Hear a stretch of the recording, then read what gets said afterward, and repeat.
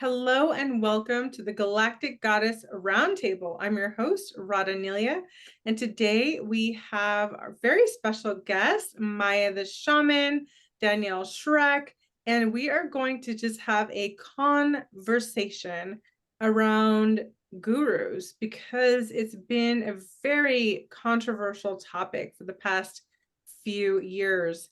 In the past, it was known that if people wanted to take on the path, that they would often go on maybe a quest of some kind, or they would study with a guru for an extended period of time. And it wasn't always the easiest path. It wasn't a glamorous path, and it never is.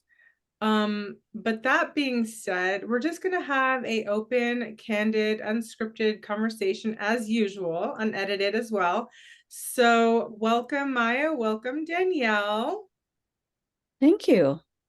Thank you for having us. Yes, and I just thought this was a really important topic because, we live in a time of quick everything, quick results, quick this, quick that. Everything is this, that, this, that, this, that. We forget we don't study like the way that we used to study with masters.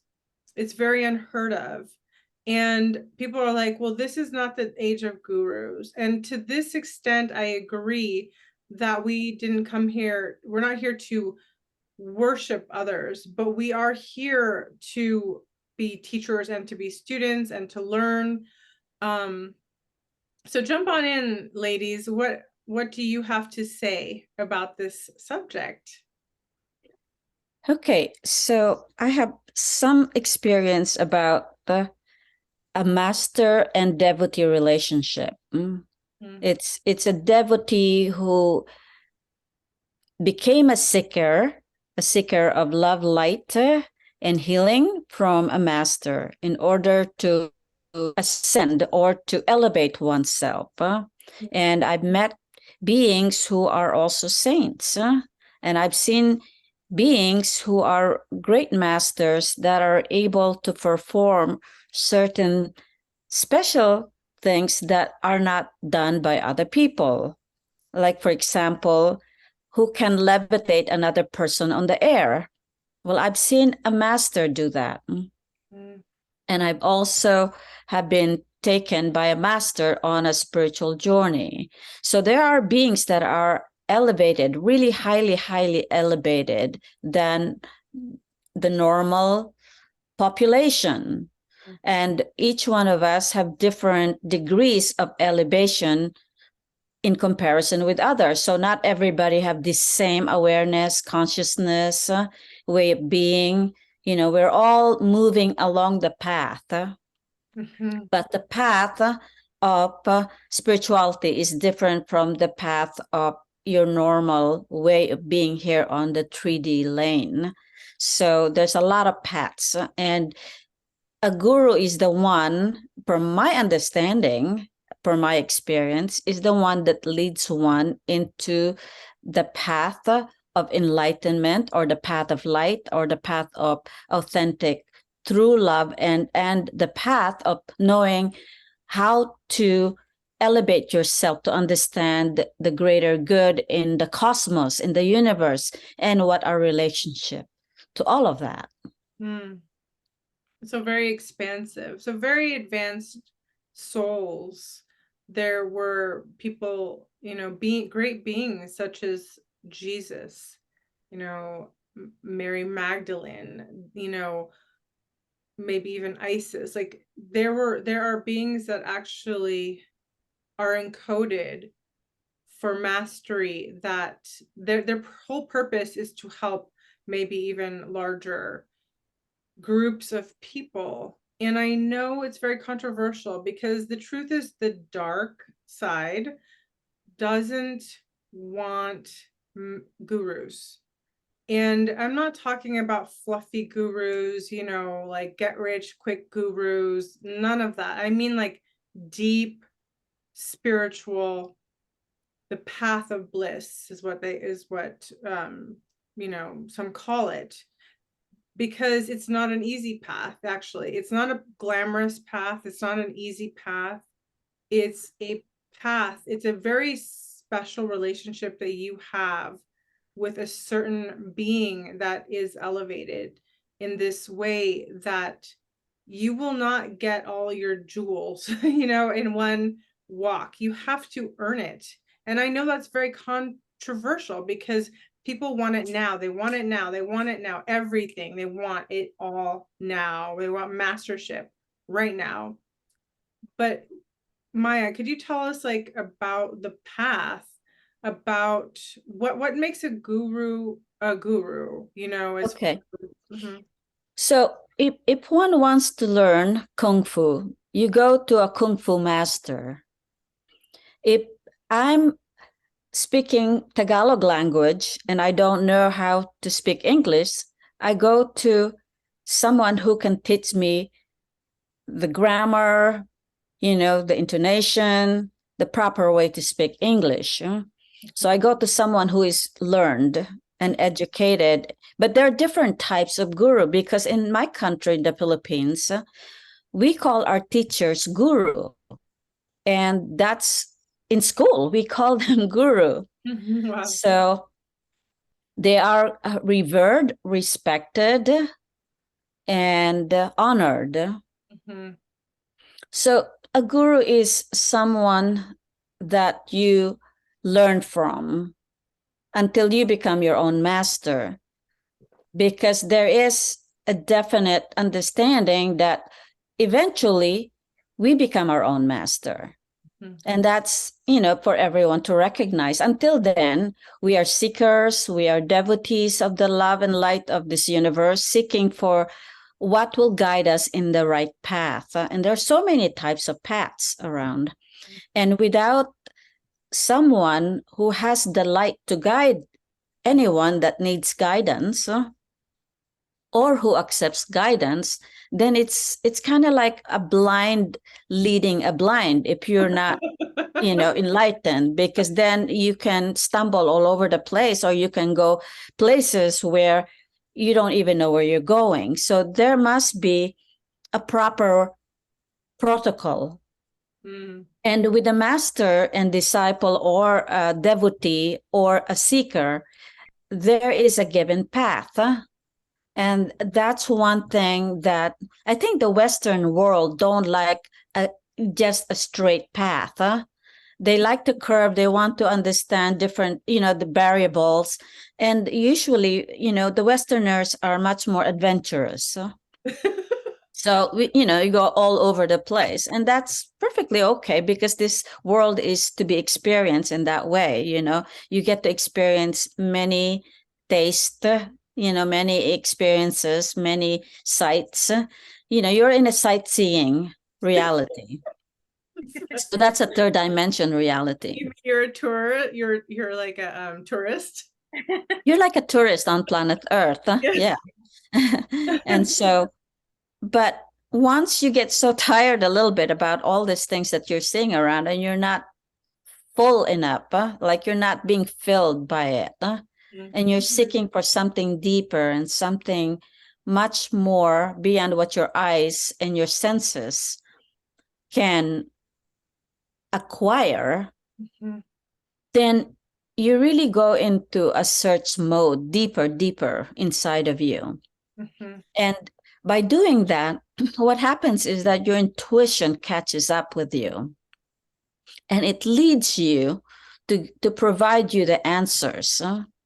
Because that's why a seeker seeks, and then you find what you're seeking for.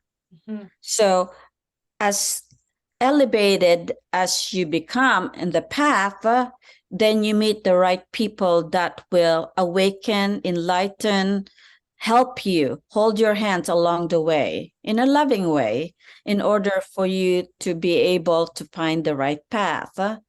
But in this world, in the 3D world, because as you know it, Danielle and Radha, and you especially, Danielle, you work on a chapter on duality. Yes. And in here, you're able to see the dark and the light. And if you want to find a deeper meaning in your life and you really want to understand the secrets of this universe, step by step, not all at once, because that's how the universe gives us the big, it's like a puzzle. We have to put the puzzle together of our life. And of course, you focus first on you, because that's the most important thing. And there's one teacher that says, you're the most important person in your life. Because to know you means to understand how you function in all levels, physical, mental, emotional, psychological, spiritual, and even financial. So all of this are very important, and mastering all of this is not an easy task, because there are many, many directions you can go. So, for example, a crook who wants it fast and easy way will lie and do anything they can to master the art of lying. And they will find other masters that are crooks, and so they're different people. And the person that wants to master the art of beauty will definitely move towards that direction and seek what it takes to be more adorable or beautiful. And a person who wants to have, just everything that you want to have in this world wants to master all the different parts of yourself. So you go inwards and you go inner and seek for what you want. And you do it little by little at a time, that until you slowly understand how it works. It's kind of like going to a program. You kind of learn bit by bit until you learn everything, but you cannot just say that, okay, I'm a master of this without not learning that. You know what I mean? Yeah. So you have to, for example, Infinite Cosmic Records. Can I go to you, Radha, and ask you, can you please teach me Infinite Cosmic Records? No. Okay, so because you haven't experienced that and you haven't been fully downloaded with that information, so you cannot guide me yet. If I'm a student, then I cannot go to you and have you teach me that, correct? Correct, yeah. Okay, so you go to someone that's very specific and knowledgeable about certain things. And from that, you learn and you grow as an individual.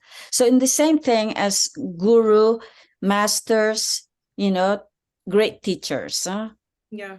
we go and learn from them in order for us to get the essence of what the teachings that is appropriate for us to learn. But of course, a seeker and a student are also teachers, because they will teach themselves how to be more humble, how to be more open, how to be more in the state of receiving, how to be more in the state of, allowing the universe to download to you. Because if you close yourself up, then you're not willing. Like, for example, if you say, for example, I don't need a guru. Okay, that's okay too. So you'll just look around at everything else around you, and whatever you want, you'll take it in. And that's one way you can learn it, but it will be, you can bump yourself along the way, and it's a little bit harder because it's not a straight path. But when you learn it from a real master, I'm talking about somebody that really have the deep understanding and the information needed, a guru, for example, then you learn it quicker than instead of spending years and years and years and years, because there are even people who are, who have age all the way up to 60s, 70s, or 80. But at the end of their life, they still haven't learned anything. They still fool around and do all kinds of things, and they're still bumming around and not have learned anything. I'm not judging those people. What I'm saying is that if you want to learn it from a guru or a master, you go to them.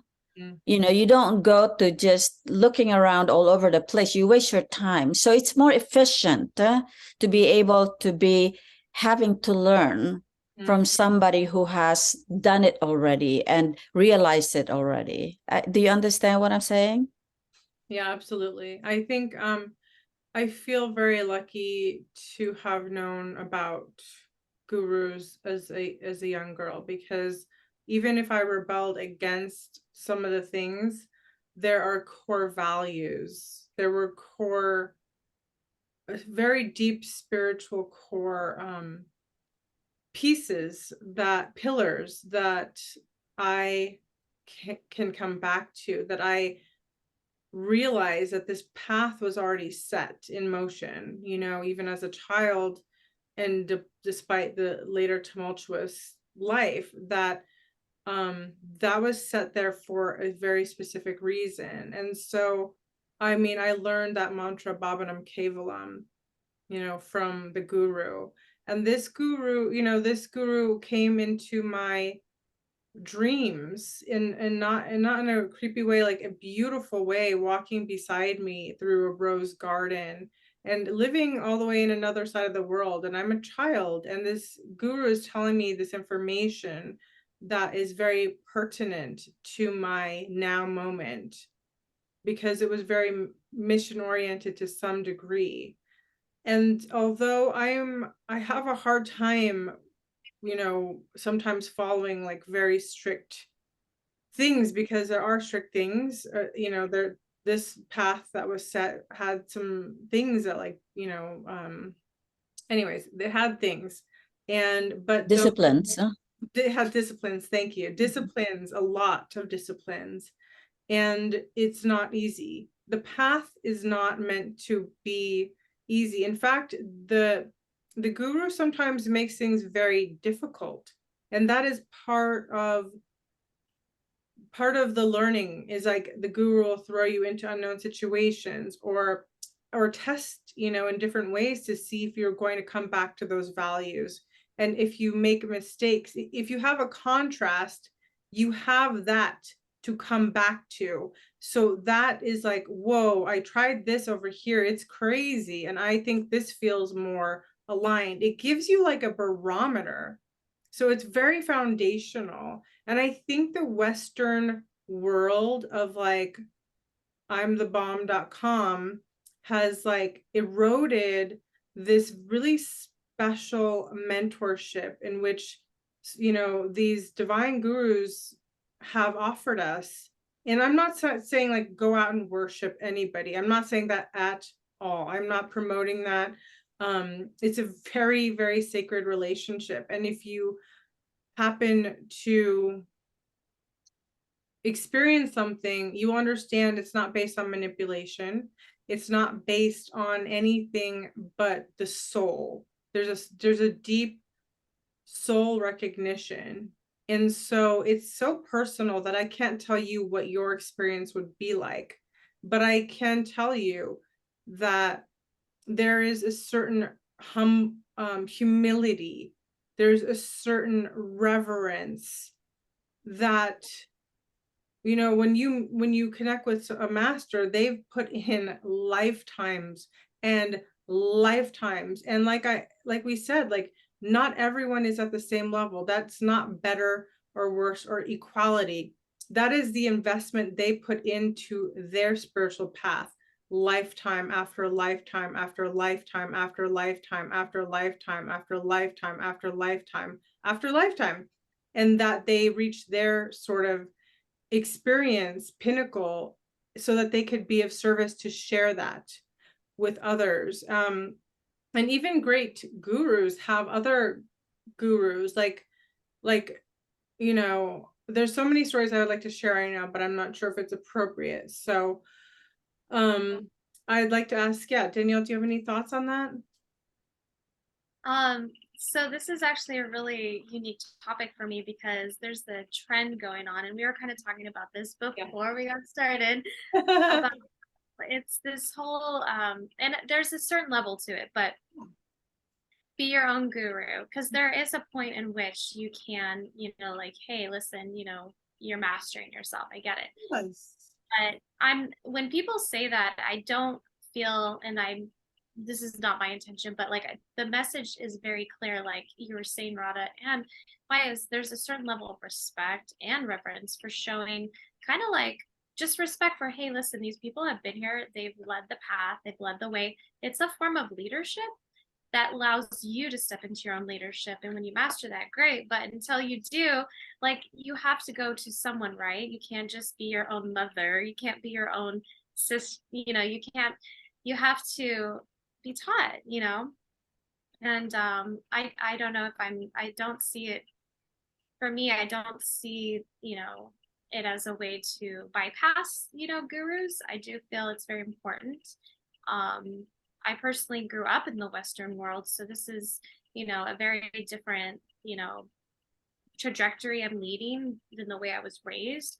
But my soul led me down this path. And for me, it was my own personal awakening back in 2008, due to, working in corporate America. And I was like, there's got to be something more. And what led me down that path was I read a book called The Power of Now, and then got, introduced to, I don't know how to say this guy's name. He's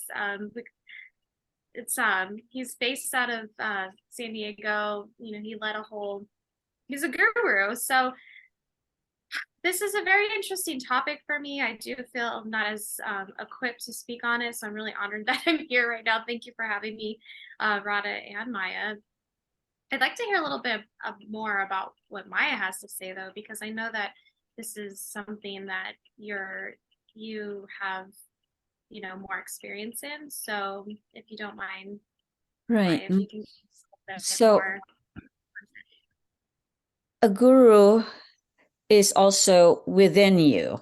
So okay, so that is the truth. That is the highest truth. But if that inner guru is not awakened, it is not a guru yet. You know what I mean? Because a guru, the word guru is referred to somebody who is totally awakened, or more awakened than the other. So who can lead the path towards the light? That's what a guru is. Who can hold your hands towards and guide you towards the light? So I know that in America, I'm born in the Philippines, but coming here, I get to experience different culture. And so here in America, there is almost like a taboo about the word guru. There's a rebellion almost about the word guru, because everyone here wants to be following their own freedom and likes and dislikes. It's built on the self, on the identity, and built more on the ego. So that's a pretty intense 3D reality. And there's nothing wrong with that. We're just talking about the difference between the mundane reality and the super reality that exists beyond this 3D. So when we look inwards and we find that inner guru and we awaken to that, then we start searching. Then we become a seeker. And then we become more in alignment with the vibration of looking and finding the right path. So that's where the guru comes into your life, when you become a seeker. So do you ride on that one? Do you see that? Yes, I definitely do. Like, I'm really in great reverence to all of the teachers that have taught me, because if I hadn't gone to them, they are really masters, and I sought out masters. I didn't want to just learn from anyone. I really wanted to learn. I wanted to be masterful. Therefore, I sought those who that is part of their path, and it's not just a trend. And I think that's where a lot of our issues is that we're finicky and we like trends, and whatever's cool and hip is what we like, but the path is not glamorous. There, the path can be brutal, and sometimes the masters can be brutal too, not abusive, but brutal. In some cases, even Buddhist monks, their masters will sometimes they have beaten them to death. That sounds very harsh, but that may be because they had a serious karma to offload. And that's something that we won't even get into in this conversation because it's not relevant. But that being said, so for example, when you were, what was it, 17 years old, your father, he passed away. Do you feel comfortable to share that story and sort of like when you came into meeting a great guru? Yes. Okay, so thank you for asking. I'm happy to share my experience. It's a very personal experience. And when I have experienced a very traumatic experience for the very first time, that was when my father had been lost on a stormy night on a sea, where he was on a ship, working on a ship, and huge tidal wave has eaten up the ship. So, and he doesn't know how to swim, so he drowned with it. And that was very traumatic for a young woman like me. I was only 17 years old.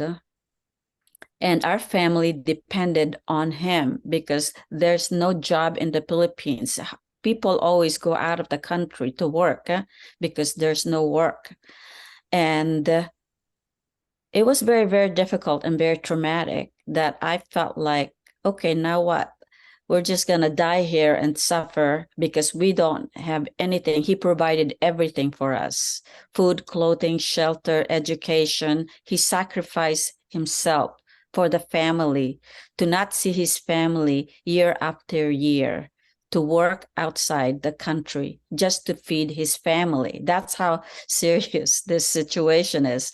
And so everybody in the family went into a serious trauma when we lost my father. And I went into a trauma as well, because we don't know how we're going to survive then. And so at that time, I was so deeply lost. A friend came to me and taught me how to meditate and taught me the mantra that I needed to contain. And I hold on to it so tightly because there's nothing else in my life at that time that can make me feel better. And so because of that, I sat down and meditated every single day. I locked myself in the room. I became a vegetarian. I fasted.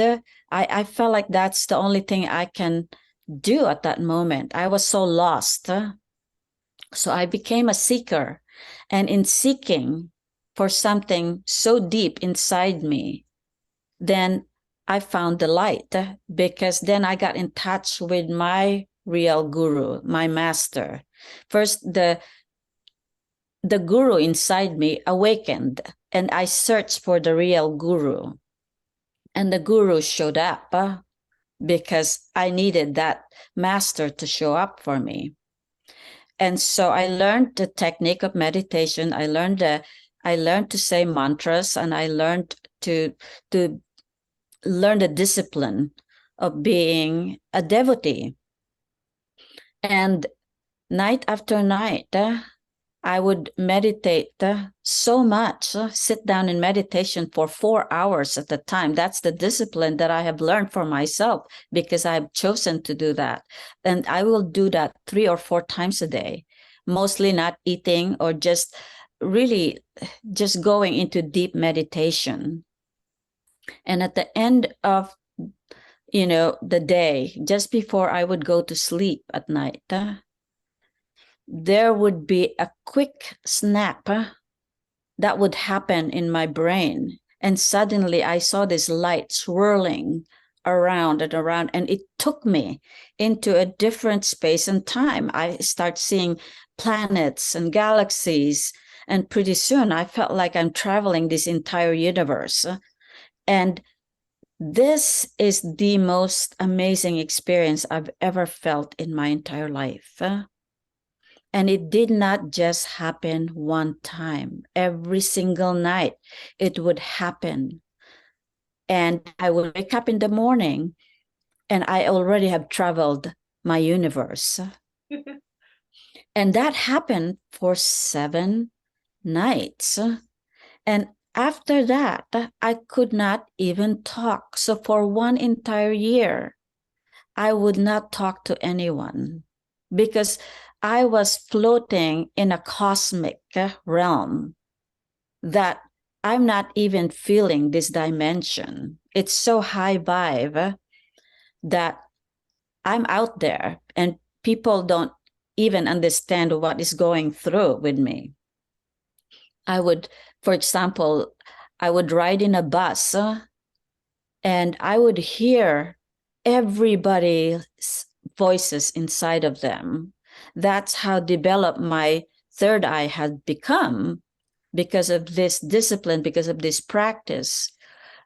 And it must be a karma for me to go through this in this lifetime to experience that, because it's so deep.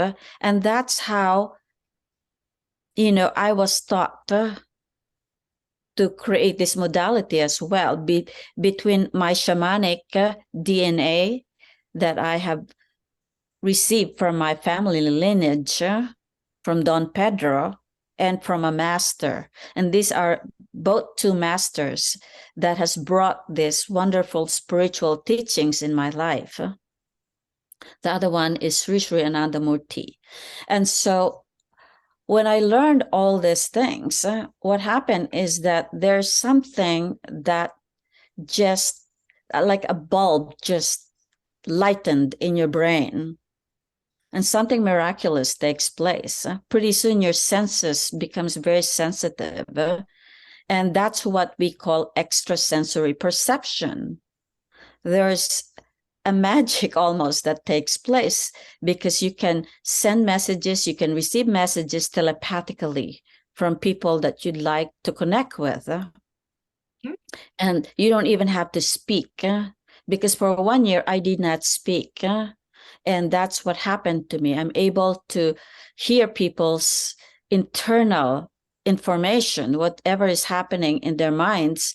I'm picking all those things. Sometimes I would hear them all at once, 100 voices, but I feel so peaceful that it didn't affect me. I feel very much in the spiritual realm, so high up there that it did not touch me. So I become the witnessing entity. That's the most extreme part of this spiritual experience.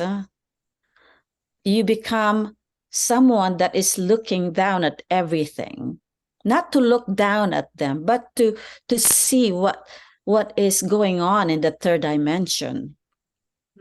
So that experience had opened up my senses, the super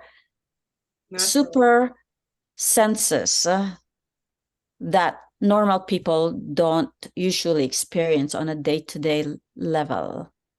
So that's because of having connected myself to spirituality, because a real guru, a real master actually helps the seeker to rise above the mundane, and it shows you farther beyond this physical dimension.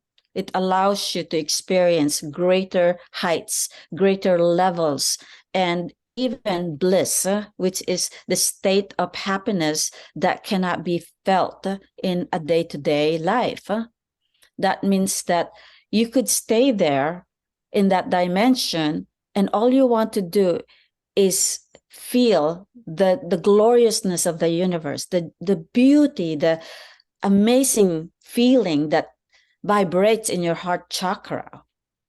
And that's the feeling that I have received from having to work with great masters. Mm. So I hope that helps. No, that does. I think so that's like a mentorship. It's like you opened to that, and it's not just anything, but you probably prayed for that. And I think when we pray, we find Mhm.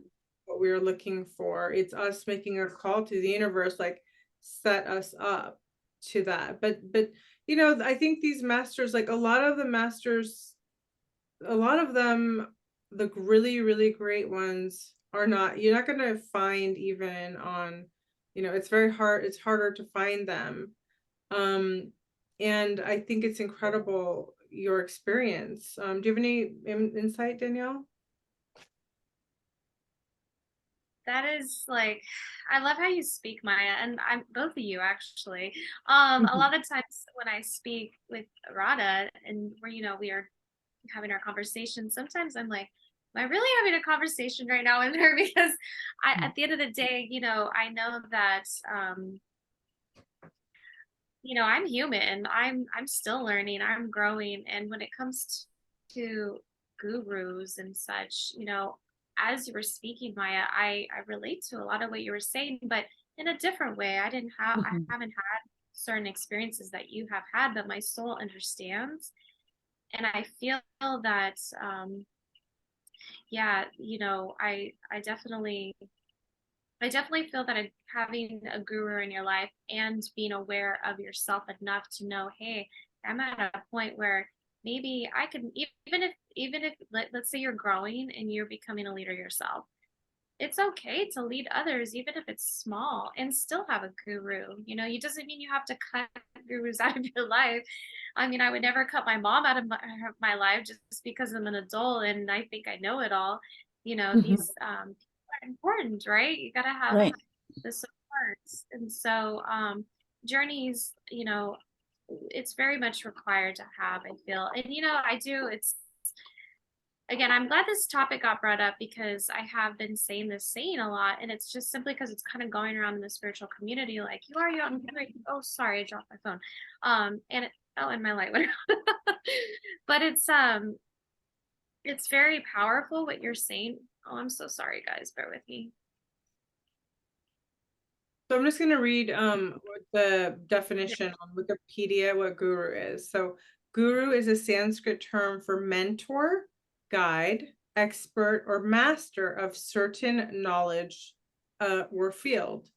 In Pan-Indian traditions, a guru is more than a teacher traditionally.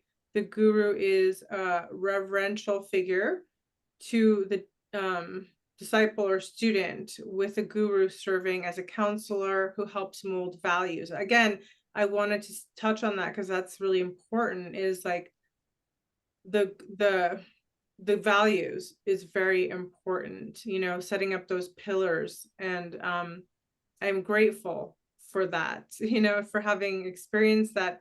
Even if I did rebel or move away from that, it was something that I was magnetized to come back to.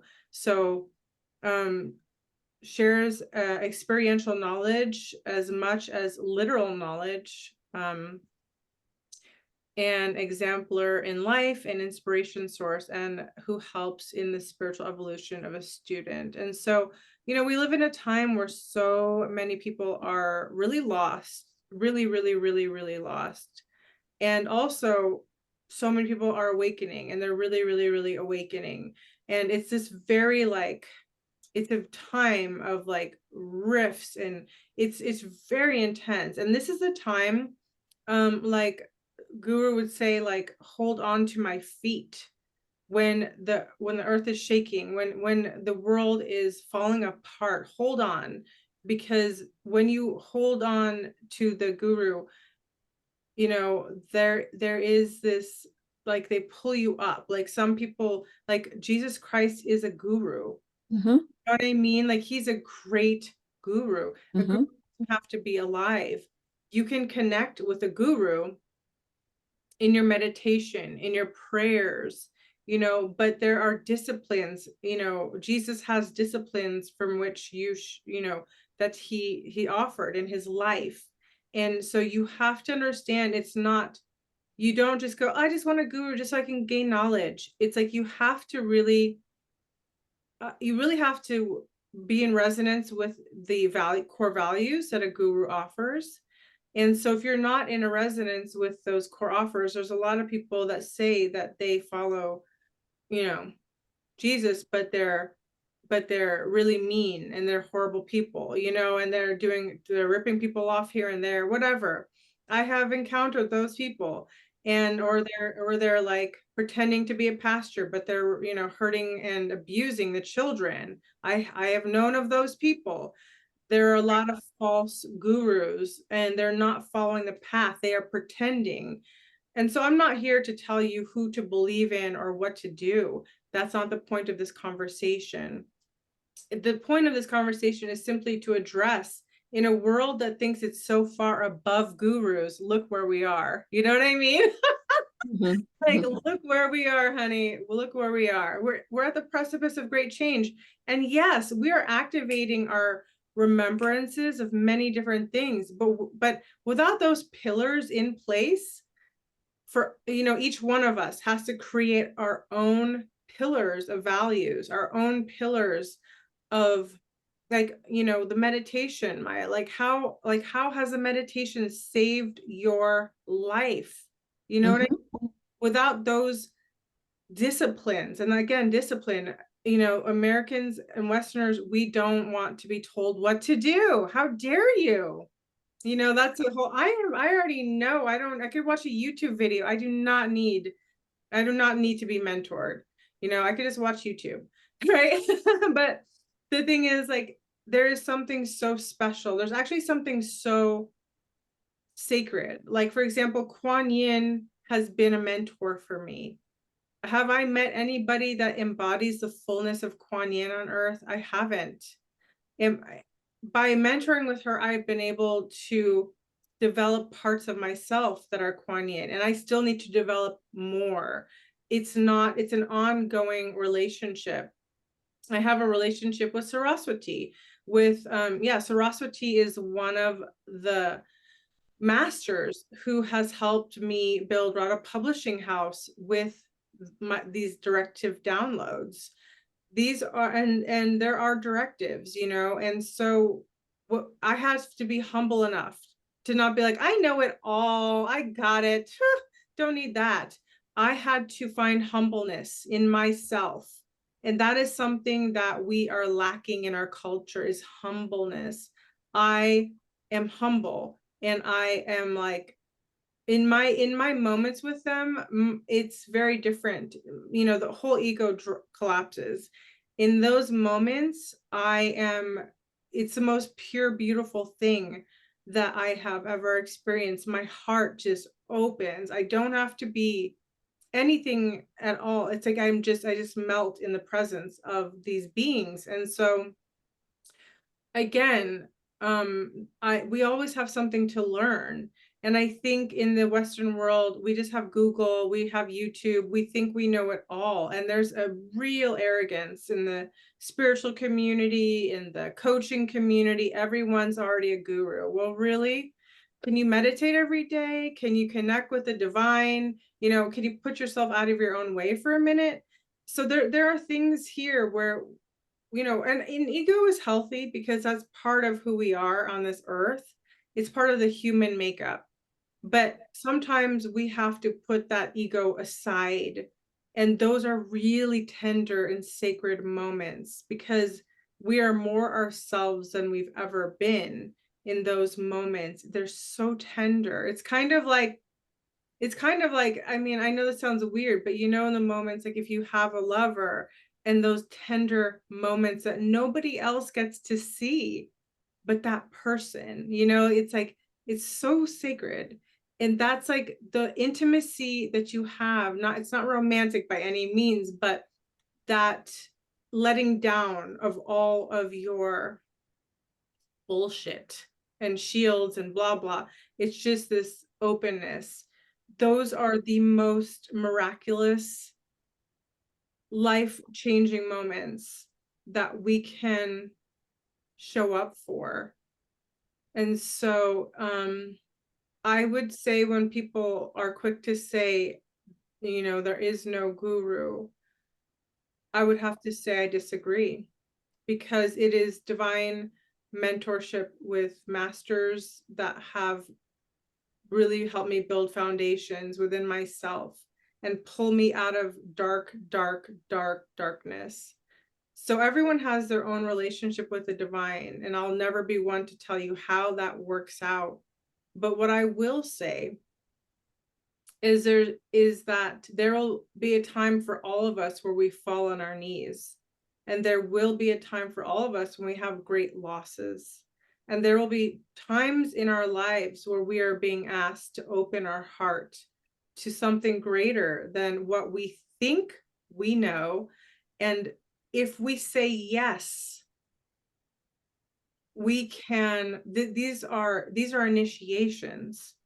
These are rebirthing moments. Like, Maya, in that moment where you fell to your knees when your father passed away and they couldn't find the body, it was the worst horror story of all time.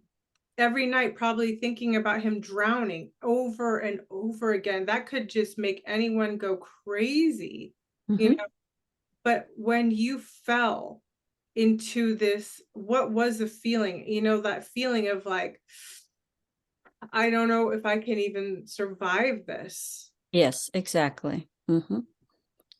That's That's the where feeling. but that's where it's like it broke you open. Mm-hmm. The ego shatters, because there's no, you cannot, the ego can't protect you from your grief. It can't protect you from your grief. So your ego is annihilated, and that is the most opportune time. Like, you know, that moment, what was your prayer? What was it? What took you from being a grieving teenager to being a master meditator? Like, what was that arc or that bridge that brought you through? Where did that master come in? How did that, you know, I'm just curious, so we can all relate to that. You know, the master shows in miraculous ways. This is one thing about great beings of light. They come to you through another person that teaches you to do this or that. And that's how the masters appear, you know, through another conduit of the divine. Because that's where you needed assistance at that particular moment in time. And so the hand of the divine comes through another person that comes and shows you the path that was also taught by the master or spiritual being who taught them. So it's almost like there's a lineage of spirituality that comes in and leads you, and those people from one person to the next kind of become the tool to guide you back home, back to the heart of the universe, back to the heart of Creator. So that's how it works. And I hold on very tightly to what I have learned in that spiritual realm in order to survive the trauma and the chaos that took place in my family's life. And that's where I gave it all. And not everybody can do this, but in a certain circumstance, like what I have experienced, everything was lost and there's nothing there. So you have to hold on to something that is far more greater than myself. And by holding on to that spiritual being, which is, you can call him God, Creator, the source of all that is, you hold on so tight to that one because there's nothing else that can fill up the emptiness in the heart at that moment in time. It's like your light is going out and you needed more of the juice in order to survive this catastrophe. So you hold on so tight to that light. And that is the supreme light that was brought unto me. And that was the cosmic experience that I was given, together with Don Pedro assisting in all of this. I understood the meaning of what it meant to really honor, respect the guru. There are special gurus that came to planet Earth, and they come in the most difficult time of the planet. And this particular guru, his name is Sri Sri Anandamurti, he came in one of this darkest time, which is the time of Kali Yuga. And many things has been happening within this span of time. So I have been blessed to have him as my guru, my master. And I'm so blessed to have Don Pedro as well. So I have these beings, and I have more spiritual masters that I honor, respect, and truly bow to. It's because they bring so much value into my life. I could not be myself right now if I did not encounter them along the path. So that's where I come in. Beautiful. That's really beautiful. That's so hopeful. I think that's so hopeful because a lot of people, I've noticed like a lot of people are losing people. And I'm not, this is tragic. This is heartbreaking. This is a very hard time in many, many ways. This is challenging us mentally and emotionally and physically and spiritually. But even it is actually in that hard and challenging time where we can actually open to receive more of the light, more of this cosmic wisdom. And yet that is a part of who we all are innately. Like we know that is part of who we are, and we may call it different names, and I'm not one to tell you which name is right for you. It's it's the divine. And so people get all crazy too and egotistical about which name to call, and I'm like, listen, everyone has their own master, and sometimes they don't have the same. Like not everyone will have the same because that master was meant for them.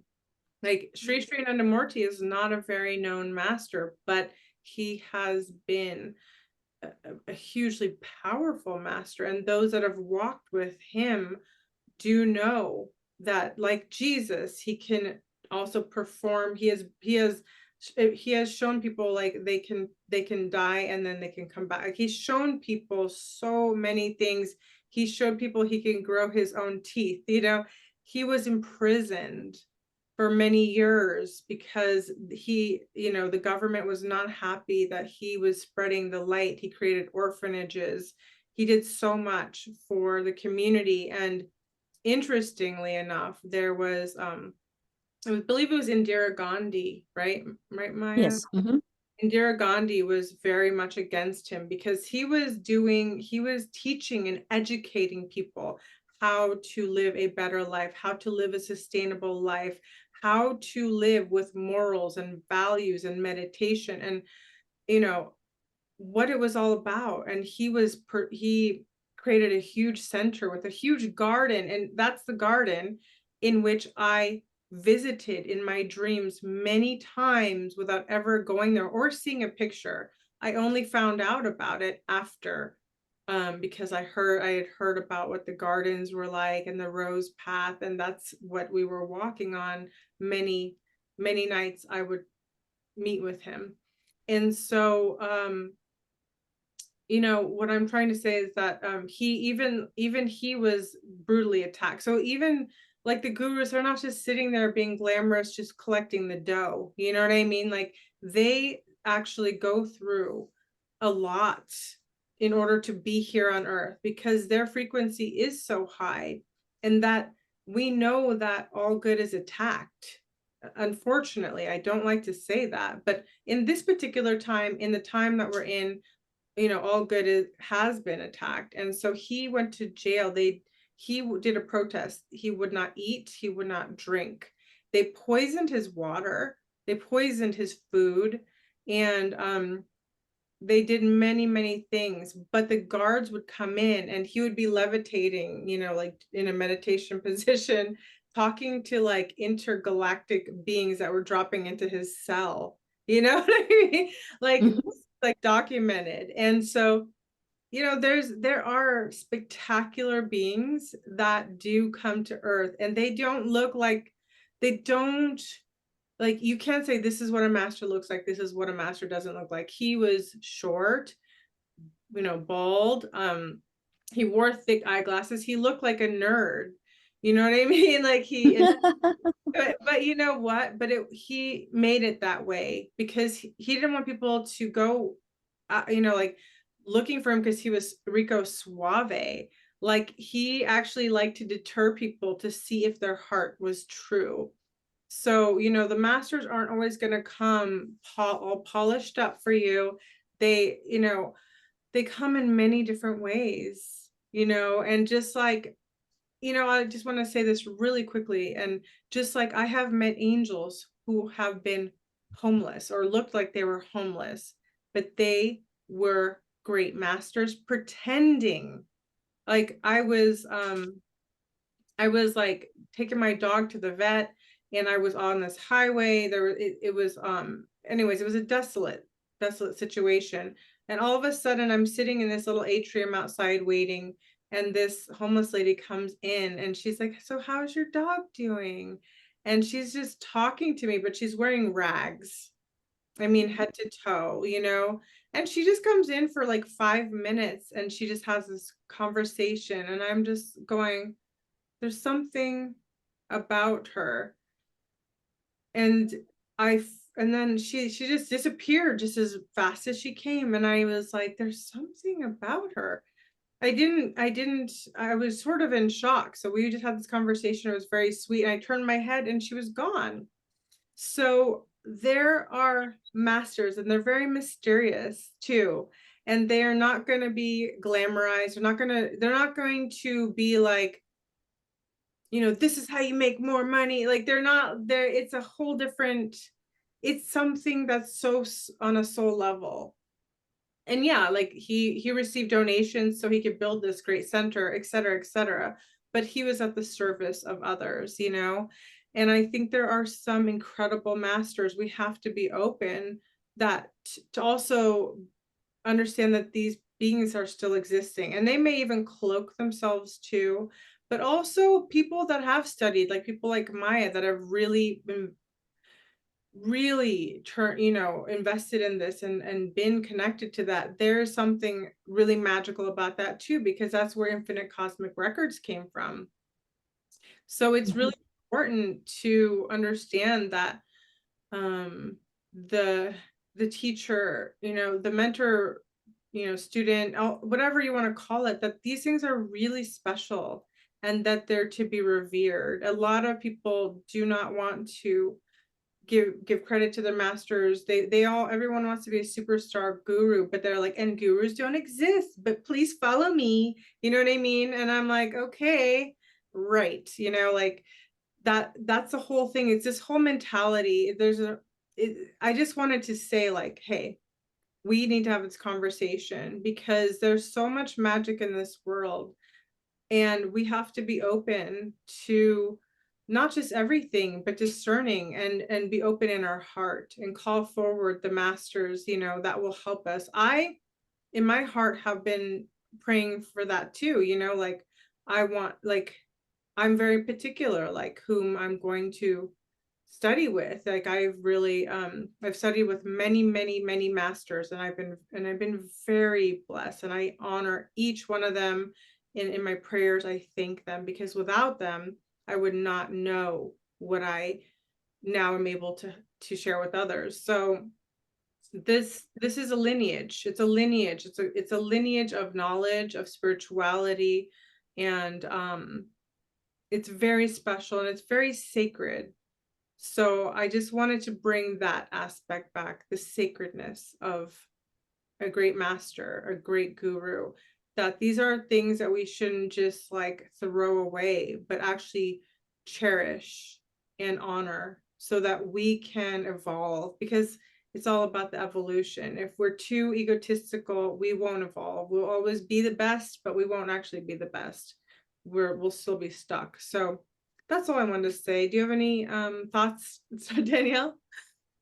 Thank you so much, Radha and Maya, for talking on this subject, because again, this is a very important topic, especially in the community of spirituality. I mean, I'm grateful to have you both here as well as others. And, you know, we can't, like you said, bypass the whole, we can't bypass our gurus. I mean, they're they're very important and they're to be respected and honored. So hopefully this is a beautiful tribute to them. And I am grateful that you both were able to be here and talk on this. And I've learned so much today. And, you know, in my own way, I've had my own experiences, not as profound as the both of you, but and profound in my own way. So, and sometimes the smallest, sometimes the smallest experiences are just as important. So don't, you know, if you don't have these crazy mystical experiences yourself, don't judge, you know, and just, you know you trust yourself to know well enough, like,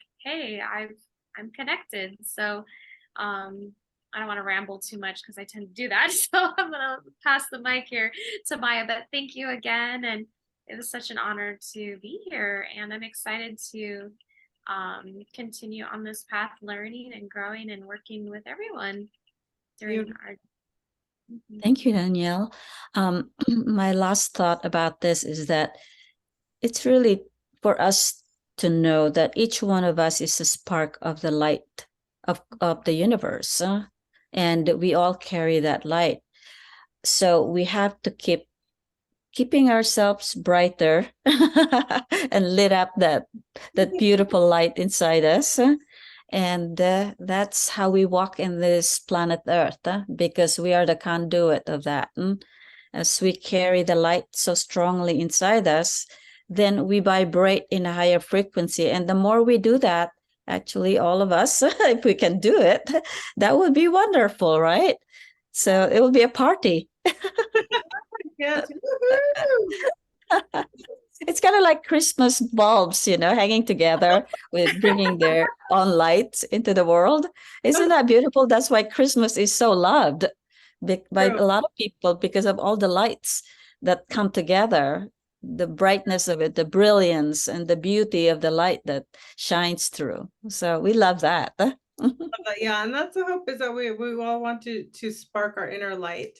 So I honor all of you who watch. Thank you so much for joining us. Until next time, much love and blessings to you. Mwah! Thank you. Bye for now.